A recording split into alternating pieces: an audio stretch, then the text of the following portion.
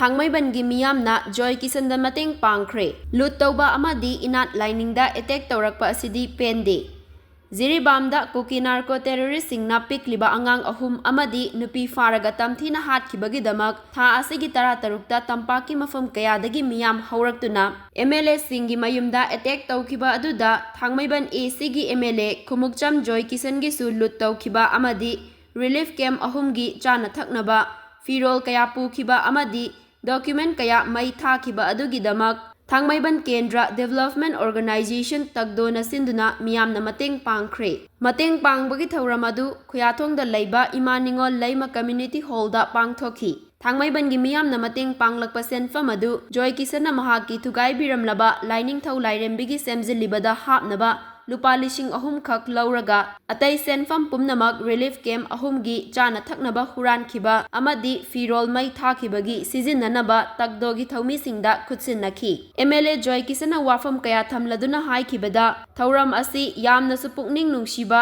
yamna su nungaiba fawi mahak matam khara machanupa layengbagi Manipur gi mapanda leirubani adubu marak asida jiribamgi thodok thoki tabada yamna nungaitaba fawi amadi tumba yakhide talak aduda tha asigi taratarukta miyam hauraktuna mahaki yumdasu lakle hairakpada security singda nongmai kaptanaba khanganki amadi wari shanage fonda haibani adubu out of control da thodok adu thokibani thawong aduda nonganbaga Imphal da thoraklaga MLA dagi resign taurage fawba khanki hairi adubu ihau lakliba miyam aduna pochai mayam lut taukhre hairaki matam adu fawba miyamgi ihauni miyamgi mihutta tainadana kanada tainagani khanki adubu Imphal matamdadi mahaki yumda lairiba lining thau lairembegi khubam amang ata thokalamba amadi pakhangbagi pafal kaukhairamb kaya asi ubada thamoi yamna sokhi isha ishorbu yamna thajaba misak ama oina ina lining gi khubam thamduna numit khudingi thaunijaduna lakhibani